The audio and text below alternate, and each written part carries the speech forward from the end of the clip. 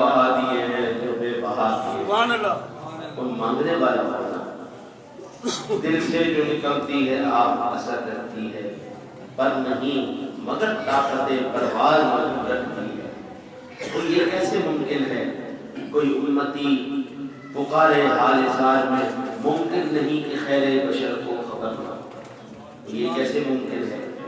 میرے کملی والے نبی اکرم صلی اللہ علیہ وسلم کی بارگاہ مقدسہ میں ایک ہی اپنی میرے کملی والے کے وصال کے بعد حاضر ہوا، یمن سے تشریف لائے، حضور کے روضہ انور کی حاضری ہو گئی۔ جب واپس جانے لگے یمنی کو یاد آیا کہ مجھے تو ایک بندے نے حضور کی بارگاہ میں سلام پیش کرنے کے لیے کہا تھا، تو مجھے یاد نہیں رہا، کیوں نہ میں حضور کی بارگاہ میں سلام پیش کروں۔ قافلے والوں نے کہا جناب ہم نے آپ کا انتظار کوئی نہیں کرنا، ہم ذو الحلیفہ کے مقام پہ آ چکے ہیں، اب مدینے سے اتنی دور آ چکے ہیں، ہم سے واپس ہو نہیں جایا جاتا، آپ نے جانا ہے تو آپ جاؤ۔ کہنے لگے یہ تو ممکن نہیں ہے نا کہ حضور کی بارگاہ کی امانت میرے پاس ہو، میں امانت دیے بغیر چلا جاؤں، تم نے جانا ہے تو جاؤ۔ قافلے والوں نے بڑا سمجھایا، وہ اکیلا رک جائے گا، اکیلا بھٹک جائے گا، اتنا سفر یمن تک کیسے کرے گا؟ کہا نہیں حضور کی امانت میرے پاس ہے، میں وہ امانت دے کے جاؤں گا۔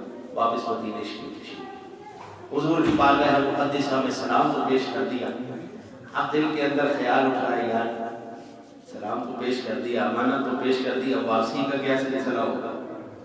بس اسی کشمکش کے اندر سو جاتا ہے۔ جیسے ہی سویا قسمت جاگ اٹھی، سبحان اللہ، جیسے ہی سویا قسمت جاگ اٹھی۔ یہ کیسے ممکن ہے یار در رسول پر تو سوالی بن کے جائے، تیرے دامن میں خیرات نہ پڑے، یہ نہیں ہو سکتا، یہ ہو ہی نہیں سکتا۔ وہ امت سائلہ فلاطن، یہ محدود نہیں ہے۔ حضور سرور دو عالم صلی اللہ علیہ وسلم خواب کے اندر تشریف لائے، ساتھ سیدنا صدیق اکبر بھی ہیں۔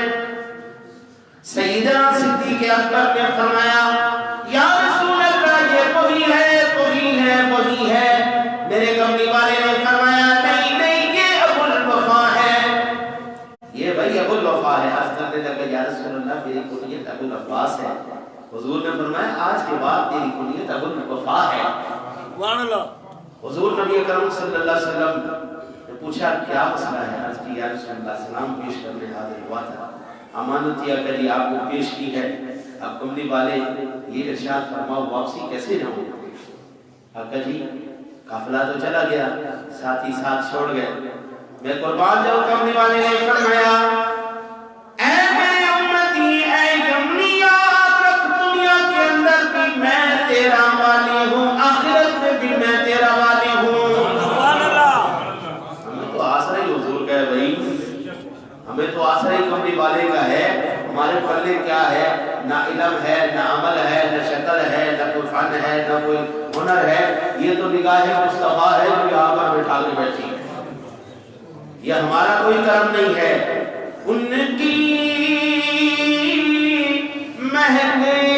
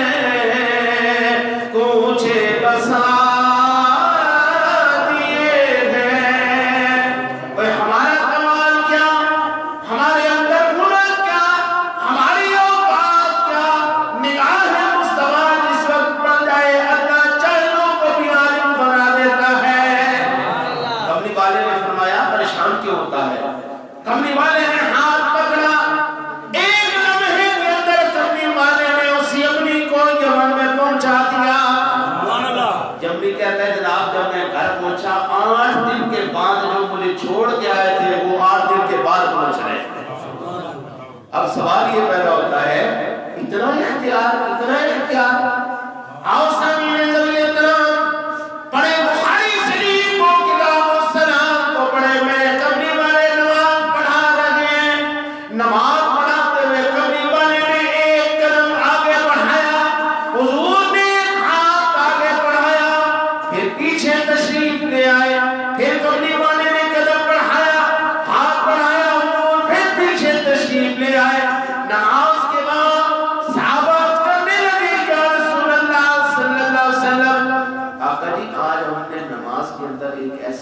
ایسا عمل دیکھا ہے جو آج تک ہم نے دیکھا کوئی نہیں. کملی والے نماز کے اندر آپ آگے بڑھ رہے ہیں, ہاتھ اٹھا رہے ہیں. حضور فرماتے ہیں میں جب نماز پڑھا رہا تھا نا تو میری نگاہ جنت میں چلی گئی. سبحان اللہ. جنت کے اندر پھلوں کو دیکھتے دیکھتے ایک انگوروں کے گچھے میں میری نگاہ پڑی. میری انگوروں کے گچھے میں نگاہ پڑی. میں نے کہا جو میرے پیچھے امتی ہے چلو ان کو جنت کی نعمتی کھلا دوں. جب میں نے ہاتھ بڑھا کے وہ گچھے کو ہاتھ ڈالا نا تو میرے دل میں خیال آیا یہ گچھا تو میں لے آؤں گا قیامت تک امت سے ختم کو نہیں ہونا. اور حضور نے فرمایا پھر میں نے سوچا کہ چلو اللہ کا راز ہے, راز رہنے دو, میرے عاشقوں کو تو مل ہی جائے گا. اور جس نبی کے مدینے میں کھڑے ہو کر ہاتھ جنت تک پہنچ سکتے ہیں, اس نبی کا یہ کمال بھی کمال ہے. وہ مدینے میں بیٹھ کر یمن تک اپنے امتی کو بھی پہنچا سکتے ہیں.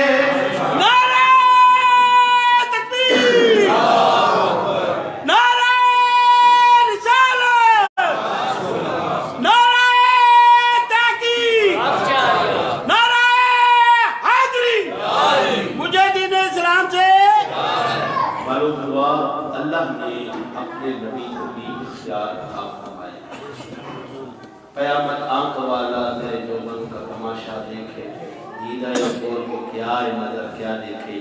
قبری والے کے مقام شانی عظمتیں رفتیں بلندیاں اور آپ کے معجزات کمالات آج بھی اسی طرح چمک دمک رہے بھائی.